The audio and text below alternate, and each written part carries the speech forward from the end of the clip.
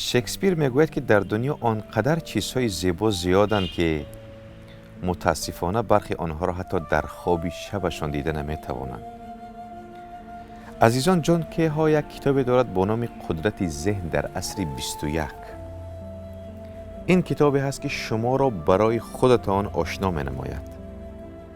این کتابی هست که شما می توانید با مطالعه آن درباره قدرت ذهن، درباره معجزه آفرینی اندیشه، طرز فکرانی و مهمتر از همه برای رهایی از اندیشه های خراب خود دست کشید، این کتاب برای شما کمک میکند. ما برای شما بهترین ها رو توصیه میدیم.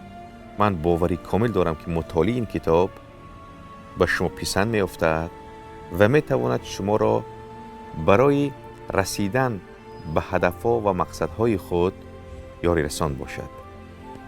با مرکز خرد بمانید تا بهترین ها را بخوانید.